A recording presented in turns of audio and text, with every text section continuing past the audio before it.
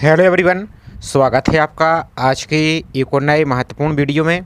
आज के वीडियो में हम बात करेंगे एमपीईएसपी के द्वारा ग्रुप 2 सब ग्रुप 1 के अंतर्गत कृषि विस्तार अधिकारी की पोस्ट के लिए नोटिफिकेशन जारी हुआ है, जिसके ऑनलाइन फॉर्म ऑनगोइंग है और लास्ट डेट आपकी 17 जुलाई 2026 रखी गई है। तो अभी तक जिस भी कैंडिडेट ने ऑनलाइन फॉर्म को अप्लाई नहीं किया है, तो आज के वीडियो में आपको इसका ऑनलाइन फॉर्म कैसे फिल करना है, स्टेप बाय स्टेप पूरा प्रोसेस हम देखने वाले हैं।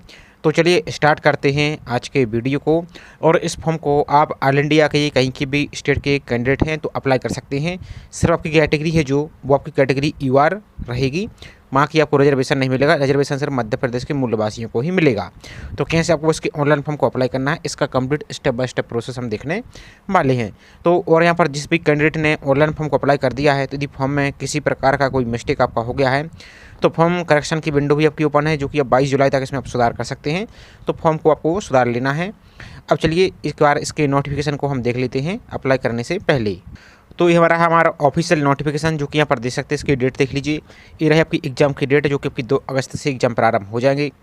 एप्लीकेशन फीस भी यहाँ पर दे सकते हैं यूआर के लिए, और जो अदर स्टेट के अभ्यर्थी उनके लिए 500 रुपये प्लस 60 रुपये पोर्टल चार्ज, यानी 560 रुपये। और जो मध्य प्रदेश के मूलवासी हैं उनके लिए 250 रुपये प्लस 60 रुपये पोर्टल चार्ज इसमें इंक्लूड रहेगा। बाकी इसकी एग्जाम की सब को यहाँ पर आप दे सकते हैं। अब चलिए इसके टोटल पोस्ट और एक बार इसकी एजुकेशन क्वालिफिकेशन को और देख लेते हैं। तो बात करते हैं पोस्ट की। तो टोटल पोस्ट आपकी निकाली गई, देखिए यहाँ पर 2784 यानी 2784 पोस्ट आपकी यहाँ पर निकाली गई है, जो कि अलग अलग कैटेगरी में आपकी यहाँ पर डिवाइड कर दी गई हैं। क्वालिफिकेशन की बात कर ली तो इसमें क्या रहेगा, तो सिंपल आपके पास देखिए कृषि में या उद्यान की। अब कृषि में आपके अलग अलग विषय आपके हो सकते हैं, बहुत से आपके कृषि में होने चाहिए, जैसे आपका बीएससी हुआ या आपका कृषि में इंजीनियरिंग हुआ, आपका जो भी यहाँ पर एग्रीकल्चर से संबंधित होना चाहिए। अब कृषि के अंतर्गत बहुत सारे आपके यहाँ पर संबंधित सब आपके सब्जेक्ट होते हैं, तो वो आपका ट्रेड यहाँ पर जो भी है वो रहेगा। या फिर आपके पास उद्यान की में हो, स्नातक आपके पास हॉर्टिकल्चर में ग्रेजुएशन हो, तो अप्लाई यहाँ पर कर पाएंगे। बाकी यहाँ पर आप वेतनमान भी इसका दे सकते हैं। और सिलेक्शन प्रोसेस अन्य सभी जानकारी को इसको यहाँ पर एक बार आपको देख लेना है। और एक बात और, आपके ऑनलाइन फॉर्म फिल करने की लास्ट डेट यहाँ पर 17 जुलाई रखी गई है। तो आपकी जो भी ग्रेजुएशन है वो 17 तारीख तक आपकी कंप्लीट या इससे पहले कंप्लीट हो जानी चाहिए। अब देखिए नेक्स्ट आपको यहाँ पर जो भी आपको डॉक्यूमेंट अपलोड करने हैं वो डॉक्यूमेंट दे सकती हैं। अब यहाँ पर जब नोटिफिकेशन पढ़ेंगे तो बहुत से कैंडिडेट को यहाँ पर डाउट हो सकता है। तो यहाँ पर बोला गया कि फ़ोटो आपकी 3 माह से ज़्यादा पुरानी नहीं होनी चाहिए, फ़ोटो में आपका नाम और फोटो खींचने की दिनांक उल्लेख होना चाहिए। तो इस इंस्ट्रक्शन को अब आप छोड़ दीजिए, क्योंकि ये आपका जो पुराना नोटिफिकेशन चला रहा है उसका यहाँ पर कॉपी पेस्ट है। अब आपकी जो प्रोफाइल है इसमें आपकी लाइव फोटो अपलोड होने लगी है। अब लाइव फोटो में आप सभी बताइए कि उसमें नाम और डेट लिखना पॉसिबल ही नहीं है, तो उसमें कोई आपको समस्या नहीं है। पिछली साल से आपका ये नियम लागू है, तो सर उसमें आपकी लाइव फोटो अपलोड आपको करना होगा। और आपकी बाकी सिग्नेचर, हैंडरिटन टेस्ट, ये सब कुछ आपका जैसा है वैसा ही आपका रहेगा। तो ये पूरा आपका प्रोसेस है। अब चलिए इसके ऑनलाइन फॉर्म की पोर्टल पर चलते हैं। ऑनलाइन फॉर्म को अप्लाई करने के लिए सिंपल आप अपने ब्राउज़र को ओपन करेंगे और आपको सर्च करना है MPESB। सर्च पर आपको क्लिक करना है। अब आपको जो पहले ही लिंक दिख रही है ESP की, इस पर क्लिक कीजिए। आप क्लिक करने के बाद आपको जो इंग्लिश का ऑप्शन दिख रहा है, इंग्लिश पर क्लिक कर दीजिए। इंग्लिश पर क्लिक करने के बाद देखिए सबसे ऊपर ही आपको ऑनलाइन फॉर्म का ऑप्शन दिख रहा है, इसी ऑनलाइन फॉर्म पर क्लिक आपको कर देना है। इस पर क्लिक कीजिए। अब जैसे ऑनलाइन फॉर्म पर क्लिक करते हैं तो आपका इस प्रकार का पेज ओपन हो जाएगा। तो यहाँ पर स्क्रॉल करते हुए चले आइए। अब यहाँ पर देखिए सबसे पहले तो आपको नोटिफिकेशन को डाउनलोड करके पढ़ लेना है। तो यहाँ पर आपको जो PDF दिख रहा है, इस PDF पर क्लिक करेंगे आपका नोटिफिकेशन डाउनलोड हो जाएगा। अप्लाई करने के लिए ये वाली लिंक दिख रही है, इसी लिंक पर आपको क्लिक कर देना है इस प्रकार से। और दोस्तों अभी तक आपने वीडियो को लाइक नहीं किया है तो वीडियो को लाइक कर दीजिए, और चैनल को सब्सक्राइब नहीं किया है तो चैनल को भी सब्सक्राइब करके जरूर रख लीजिए, क्योंकि इसी प्रकार की कोई भी अपडेट आती है या टाइम पर कोई भी आपका नोटिफिकेशन आता है तो हमारे चैनल के माध्यम से आपको टाइम पर जानकारी प्रोवाइड कर दी जाएगी। और वीडियो को एक कमेंट बॉक्स में देखिए, अब तो एक हाइप का ऑप्शन भी दिख रहा होगा, उस हाइप को भी आपको दबा देना है, क्लिक कर देना है। अब देखिए इस प्रकार का पेज आपका आ जाएगा। यहाँ पर जो चेक बॉक्स दिख रहा है, इसी चेक बॉक्स को आपको क्लिक करना है, इसको एक्सेप्ट कीजिए और आगे बढ़ा पर क्लिक कर देना है आपको। इस पर क्लिक कीजिए। अब यहाँ पर आपको इस प्रकार का पेज दिखेगा। सबसे पहले देखिए यहाँ पर जिसका प्रोफाइल रजिस्ट्रेशन बना हुआ है, तो उनके लिए आपका जो प्रोफाइल का सामान्य पंजीयन होता है, प्रोफाइल का सामान्य पंजीयन नंबर यहाँ पर फिल कर देना है। आपकी अपनी डेट ऑफ बर्थ को फिल कर देना है। और जो भी कैप्चा दिख रहा है यहाँ पर, इस कैप्चा को इस कैप्चा को सॉल्व करके इस एंटर बॉक्स में फिल करना है।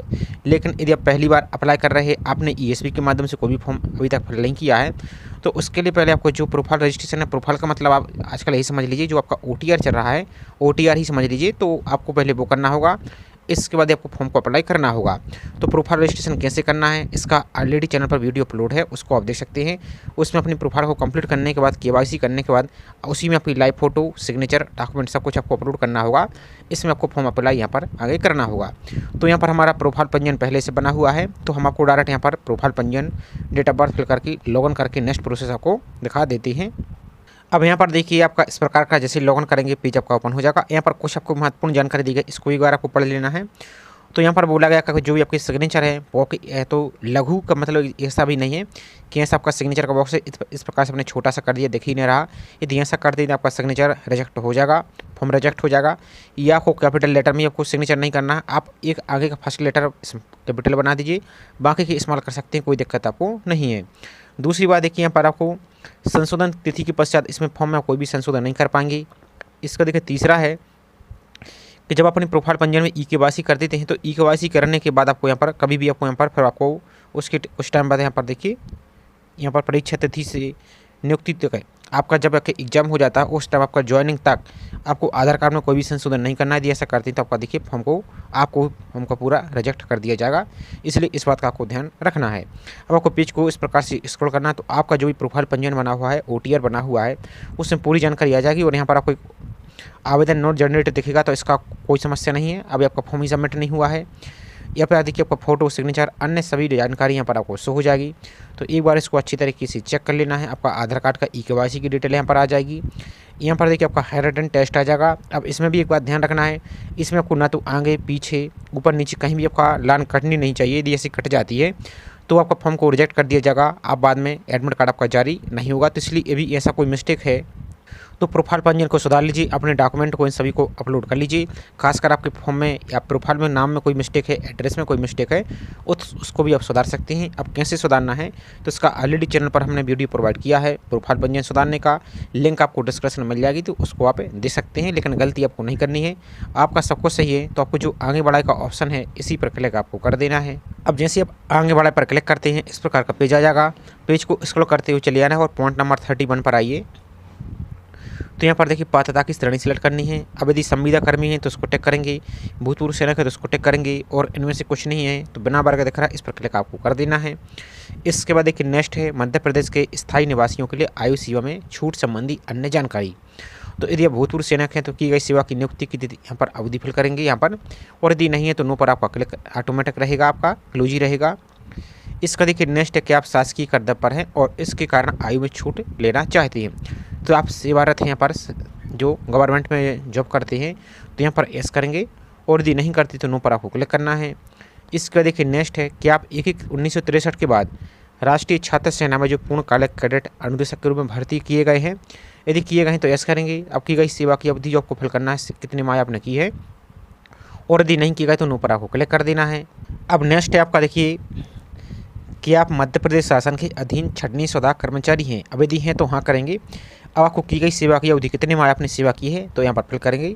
यदि नहीं है तो डायरेक्ट आपको नो पर क्लिक करना है। इस पर देखिए नेक्स्ट आपको यहाँ पर दिख रहा है कि आप विधवा या परित्यक्ता या तलाकशुदा हैं, अब यदि हैं तो हाँ पर टिक करेंगे, यदि नहीं है तो नो पर क्लिक करना है। और चूंकि आपने पहले ही अनमेरिड पर टिक किया आपके प्रोफाइल पंजीयन में, तो आपका ये ऑप्शन ऑटोमेटिक क्लोज रहेगा, इसमें आपको एस और नो करने की आवश्यकता आपको नहीं है। इसके बाद देखिए नेक्स्ट क्या आप आदिम जाति, जाति, अनुसूचित जनजाति एवं पिछड़ा वर्ग कल्याण विभाग की जो अंतर जाति विवाह योजना यानी इंटरकास्ट मैरिज है, इससे पुरस्कृत हैं, तो एस करेंगे, अन्यथा इस पर भी नो पर क्लिक करना है। और चूंकि यदि आपने पहले ही अनमेरिड पर क्लिक किया है तो ये भी आपकी ऑप्शन ऑटोमेटिक क्लोज रहेगा, इसमें एस और नो करने की आवश्यकता आपको नहीं है। नेक्स्ट है आपका क्या आप विक्रम पुरस्कार से संबंधित खिलाड़ी हैं, यदि हैं तो एस करेंगे, अन्यथा नो पर क्लिक करना है। इसका देखिए नेक्स्ट है यहाँ पर पॉइंट नंबर 41 समझिए। तो आपको जो यहाँ पर दिया गया है इनमें से आपको इन ऑप्शन में से देखना है, तो क्या आप शासकीय सेवा में नियुक्ति के लिए नीचे दी गए विभिन्न वर्गों में सम्मिलित हैं। ये नियम पुस्तिका के अनुसार इस वर्ग के लिए विशेष लाभ, जिसमें आपका एज में आपकी 55 वर्ष तक की छूट रहेगी और आपको कुछ बोनस नंबर भी आपको मिलेंगे। तो इनमें से आपको देख लेना, जैसे यहाँ पर देखिए आपके पास यदि NCC सर्टिफिकेट है तो एस कर सकते हैं यहाँ पर, अब जब डॉक्यूमेंट वेरिफिकेशन में जाएंगे तो उस टाइम आपको सर्टिफिकेट आपको लेके जाना होगा। ये आप देखिए जनगणना 1981 के अतिशेष कर्मचारी हैं, या हाल ही की भारत पाकिस्तान संघर्ष में अपंग हुई सैनिक हैं, या राजस्व विभाग के अंतर्गत कार्यरत सेक्शन राइटर हैं। तो इनमें से जो भी आपके पास है तो इसको सिलेक्ट करेंगे। यदि कुछ नहीं है तो डायरेक्ट आपको नो पर क्लिक आपको कर देना है। अब देखिए नेक्स्ट आपका यहाँ पर पद का नाम तो देखिए कृषि विस्तार अधिकारी आपका आ रहा है। शिक्षण योग्यता की बात करें तो कृषि में, एग्रीकल्चर में, अब एग्रीकल्चर में बीएससी भी हो, या आपके पास जो भी क्वालिफिकेशन आपके पास कृषि में हो, कृषि की अलग अलग स्ट्रीम आपकी होती है लेकिन वो एग्रीकल्चर ही माना जाता है। तो इसके बाद या फिर आपके पास उद्यानिकी में स्नातक हो तो यहाँ पर एस करेंगे, और चूँकि यहाँ पर एस ही करना है आपको। अब यहाँ पर देखिए जो अभ्यर्थी के लिए डाउट था कि अदर स्टेट के अप्लाई कर सकते हैं नहीं, तो देखिए यहाँ पर नोट करके क्लियर ही बोल दिया है कि जो अभी तक मध्य प्रदेश के मूल निवासी नहीं है उन्हें केवल अनारक्षित, बिना वर्ग या ओपन यानी यूआर कैटेगरी में आपको यहाँ पर फॉर्म अप्लाई कर सकते हैं। उनको रिजर्वेशन नहीं मिलेगा तो वो यूआर से ही अप्लाई कर पाएंगे। अब यहाँ पर देखिए नेक्स्ट है रोजगार पंजीयन। जो आपका देखिए जो आपने स्टार्ट में फॉर्म फिल किया था, जिस कैंडिडेट को यदि हो सकता है कन्फ्यूजन हो जो अदर स्टेट के हैं, तो जो हमने ऑनलाइन फिल किया था जो आपका सामान्य पंजीयन था जिसके लिए हम ओटीआर बोल सकते हैं, तो ये आपका अलग होता है। जो आपका रोजगार पंजीयन है ये रोजगार पंजीयन अलग है। अब यहाँ पर देखिए रोजगार पंजीयन दोनों के लिए आवश्यक है, चाहे मध्य प्रदेश के निवासी हों या अदर स्टेट के हों। इसके बिना आप फॉर्म को अप्लाई नहीं कर सकते। जैसे नहीं पर क्लिक करते हैं तो देखिए इसके बिना आप फॉर्म को अप्लाई नहीं कर पाएंगे, इसलिए आपको यहाँ पर एस करना है। अब बात आती है रोजगार पंजीयन आपको कैसे करना है, तो इसका हमने ऑलरेडी चैनल पर वीडियो बनाया है। बिल्कुल आसान प्रोसेस है, आप अपने मोबाइल फ़ोन से ही घर बैठे आसानी से बना सकते हैं। तो उसकी लिंक आपको हम डिस्क्रिप्शन में दे देंगे, तो उसको देखकर आप अदर स्टेट के हैं तो अपना पंजीयन को कर सकते हैं, और मध्य प्रदेश के भी निवासी हैं तो भी उसकी हेल्प लेकर आप अपने रोजगार पंजीयन को कर सकते हैं। और रोजगार पंजीयन करने के बाद आपको अपना पंजीयन नंबर फिल करना, यहाँ पर अपना पंजीयन नंबर फिल कर देना है। किस दिनांक को आपने पंजीयन किया था वो दिनांक आपको फिल करनी है। बीच में यदि आपने कभी रिन्यू किया था तो रिन्यू की डेट आपको फिल नहीं करनी है। अब बात आती है किस जिले से आपने पंजीयन किया है, तो आपने जैसे मध्य प्रदेश के निवासी हैं तो आपका अपना जो भी जिला है वो अपना जिला सेलेक्ट करेंगे। अब अदर स्टेट के अभ्यर्थी तो आप चाहें तो भोपाल को सिलेक्ट कर लेंगे, कोई दिक्कत आपको नहीं है, या आपके जो भी नज़दीकी जिला उसको भी सिलेक्ट कर लेंगे। रोजगार पंजीयन की बात कर रहे हैं, बाकी जब उस वीडियो को देख लेंगे तो आपके सभी डाउट आपके वहीं पर क्लियर हो जाएंगे। तो आपका जो भी जिला है अपना जिला को सिलेक्ट कीजिए। इसके बाद देखिए नेक्स्ट यहाँ पर बोला गया है कि न्यूनतम शिक्षण अर्हता व अनर्हता को अपने अच्छी तरीके से पढ़ लिया, तदनुसार आप शिक्षण अर्हता व अनर्हता रखती हैं। तो आपने नोटिफिकेशन को आपने पढ़ लिया है तो यहाँ पर आपको यस पर क्लिक आपको कर देना है। इसके बाद देखिए नेक्स्ट है कि आपके पास समग्र आईडी है। अब समग्र आईडी में आपके पास है तो यस करेंगे और अपनी समग्र आईडी नंबर फिल कर देंगे। यदि नहीं है तो कोई दिक्कत नहीं, हम नहीं पर भी क्लिक कर सकते, कोई यहाँ पर आवश्यकता नहीं है। इसके बाद देखिए नेक्स्ट एग्जाम सेंटर, टोटल आपकी 11 सिटी आपके यहाँ पर दी गई एग्जाम सेंटर के, तो एक एक करके अपने सभी एग्जाम सेंटर को सिलेक्ट आपको कर लेना है। ये आपकी चॉइस का रहेगा, आप जो भी अपने नियरेस्ट एग्जाम सेंटर को प्रेफरेंस देना चाहती हैं। तो देखिए कि एग्जाम सेंटर कौन कौन से हैं आपके, जैसे भोपाल है, इंदौर है, जबलपुर, खंडवा, नीमच, रतलाम, रीवा, सागर, सतना, सीधी, उज्जैन। तो टोटल आपकी 11 सिटी आपको दी गई। तो आपकी सुविधा के अनुसार जो भी अपना एग्जाम सेंटर रखना है तो अपना फर्स्ट एग्जाम सेंटर को सिलेक्ट कीजिए। इसके बाद दूसरा एग्जाम सेंटर को सिलेक्ट कर सकते हैं। इसके बाद मान लीजिए तीसरा एग्जाम सेंटर को सिलेक्ट कर सकते हैं। चौथा एग्जाम सेंटर को सिलेक्ट कीजिए, आपकी चॉइस के अनुसार रहेगा, आप जो भी नियरेस्ट रखना चाहते हैं। तो इस प्रकार से सभी 11 ही सिटी को आपको यहाँ पर सिलेक्ट आपको कर लेना है। सिलेक्ट करने के बाद आपको जो घोषणा पत्र दिख रहा है चेक बॉक्स, इसको आपको क्लिक कर देना है। और क्लिक करने के बाद यहाँ पर कुछ महत्वपूर्ण जानकारी दी गई, इसको भी यहाँ पर आपको एक बार पढ़ लेना है और फॉर्म को भी एक बार आपको अच्छी तरीके से चेक कर लेना है। खासकर आपके जैसे रोजगार पंजीयन और अन्य डिटेल में आपको कोई गलत ऑप्शन तो टिक नहीं हो गया तो उसको आप चेक कर लीजिए। सब कुछ आपका सही है तो आपको जो आगे बढ़ा का ऑप्शन है इसी आगे बढ़ाए पर क्लिक कर देना है। अब जैसे हम नेक्स्ट पर क्लिक करते हैं, देखिए अब यहाँ पर आपका जो स्टार्ट में एप्लीकेशन नंबर को डाउट था तो वो एप्लीकेशन नंबर यहाँ पर आपका जनरेट हो गया है। तो पहले इसका स्क्रीनशॉट आप ले लीजिए या इसको नोट कर लीजिए। इसलिए करना है आपको कि बाई चांस यदि आप यहाँ पर बैक आ जाते हैं या किसी भी कारण से आप यहाँ पर बैक कर देते हैं तो आप इसी एप्लीकेशन नंबर को फिल करके अपने फॉर्म को यहीं से कंटिन्यू आप कर सकते हैं। तो इसको आपको जरूर नोट कर लेना है और आपको स्क्रॉल करते हुए नीचे की ओर चलना है। तो यहाँ पर आपकी देखिए शिक्षण योग्यता का जो दस्तावेज है, मार्कशीट है, उसको आपको अपलोड करना है और इसको 150 KB तक 150 KB तक अपलोड कर सकते हैं। JPG फॉर्मेट आपको अपलोड करना है और इसकी विड्थ दी गई है 700, हाइट दी गई है 950 तक। तो इसकी विड्थ आपको कर देना है 700 और हाइट कर देना है आपको 950 और JPG फॉर्मेट में आपको रखना है। तो चूज़ फाइल पर क्लिक करके इसको आप अपलोड आप कर सकते हैं। और सेलेक्ट करने के बाद आपको जो अपलोड एजुकेशन सर्टिफिकेट दिख रहा है इस पर क्लिक करना, तो आपका यहाँ पर सर्टिफिकेट अपलोड हो जाएगा। इसके बाद आपको सबमिट का जो ऑप्शन दिख रहा है इस सबमिट पर क्लिक आपको कर देना है। अब जैसे आप सबमिट पर क्लिक करते हैं तो आपका पूरा फॉर्म आपको दिख रहा होगा, जैसे आपके स्टार्ट में प्रोफाइल में दिखा था तो पूरा फॉर्म आपको दिख रहा होगा और उसमें आपको एक प्रकार का वाटर मार्क दिख रहा होगा भुगतान नहीं है, इस प्रकार का आपको दिख रहा होगा। तो पेज को स्क्रॉल करते हुए चले जाना और यहाँ पर जब लास्ट में आएंगे तो आपको दो ऑप्शन दिख रहा है, एक प्रिंट का दिख रहा है, एक आपको प्रोसीड टू पेमेंट का दिख रहा है। तो सबसे पहले तो आपको जो प्रिंट का ऑप्शन दिख रहा है इस प्रिंट पर ही क्लिक करना है, तभी आपका फॉर्म जो पेमेंट का ऑप्शन है आपका ओपन होगा। तो पहले एक बार प्रिंट पर क्लिक कीजिए और बैक आ जाइए। अब यहाँ पर देखिए आपका जो प्रोसीड टू पेमेंट है ये वाला ऑप्शन आपका ओपन हो गया है। तो इस पर क्लिक करके आपको अपनी फीस को यहाँ पर पे करनी है। तो प्रोसीड टू पेमेंट पर क्लिक कीजिए। पेमेंट करने के लिए आपको अलग अलग प्रकार के ऑप्शन मिलेंगे, तब चाहे तो डेबिट कार्ड का भी यूज कर सकते हैं या यूपीआई का करना है तो यूपीआई पर आप क्लिक कीजिए। आप यूपीआई पर क्लिक करने के बाद यहाँ पर भी आपको ऑप्शन दिखेंगे, जैसे पेटीएम दिख रहा है तो पेटीएम पर क्लिक कर सकते हैं, या जो सेकंड वाला ऑप्शन है इसमें आपको फोनपे, गूगल पे, क्यूआर कोड, अन्य बहुत सारे ऑप्शन मिल जाएंगे। तो सेकंड वाले ऑप्शन पर को आप क्लिक कर देना है। अब जैसे इस पर क्लिक करते तो आपको यहाँ पर भी ऑप्शन दिख रहा है, आप चाहे तो डेबिट कार्ड का यहाँ पर भी यूज कर सकते हैं, नेट बैंकिंग का भी यूज कर सकते हैं, या आप चाहें तो यूपीआई, सबसे बेस्ट आपका आसान तरीका यूपीआई। तो यूपीआई पर आपको क्लिक कर देना है।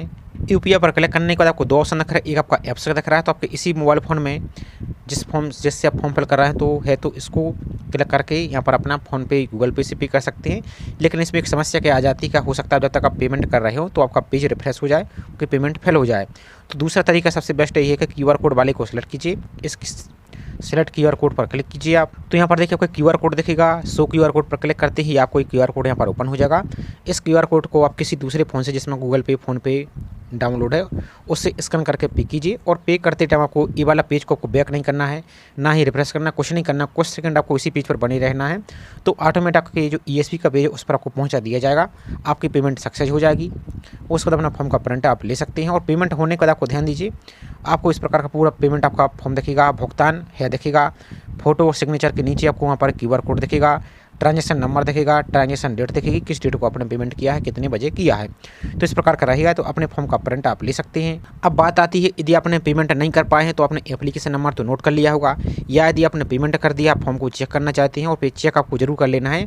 फॉर्म फिल की लास्ट डेट तक आपको एक बार और फॉर्म को चेक कर लेना है, क्योंकि यदि कोई गलत डॉक्यूमेंट या किसी कारण से फॉर्म को यहाँ पर रिजेक्ट कर दिया जाता है तो आपके लिए लास्ट डेट से पहले आपको मौका रहता है, आप दोबारा से आप फ्रेश फॉर्म को फिल अप्लाई कर सकते हैं। तो आपको चेक जरूर कर लेना है। कैसे चेक करना है तो ये प्रोसेस हम यहाँ पर आपको दिखा रहे हैं। तो होम पेज पर आएंगे जब आप, तो आपने स्टार्ट में ही जो एप्लीकेशन नंबर का स्क्रीनशॉट लिया है अभी रिसेंटली, तो वही एप्लीकेशन नंबर यहाँ पर आपको फिल करना है।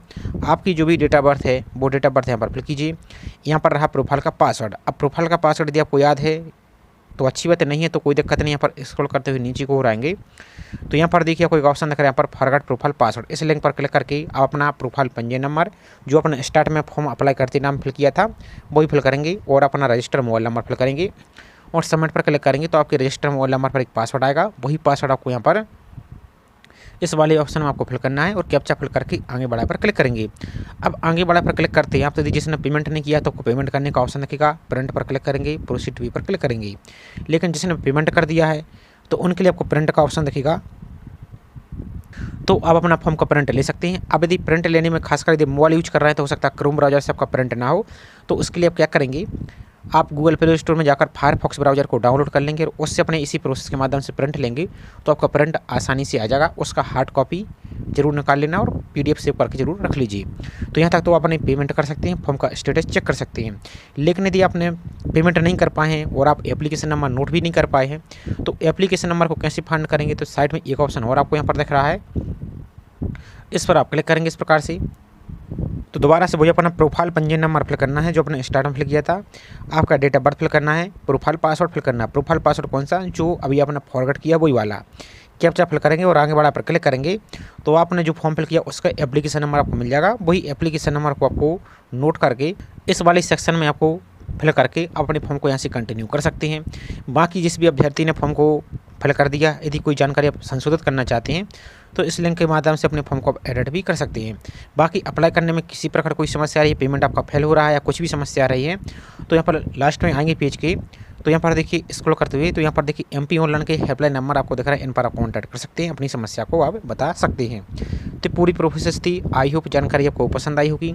जानकारी पसंद आई हो तो वीडियो को लाइक कीजिए और चैनल को सब्सक्राइब नहीं किया है तो चैनल को सब्सक्राइब करके जरूर रख लें ताकि इसी प्रकार की अपडेट आपको टाइम टाइम पर मिल सके। तो चलिए मिलते हैं इसी तरीके से एक और नई जानकारी के साथ। जय हिंद।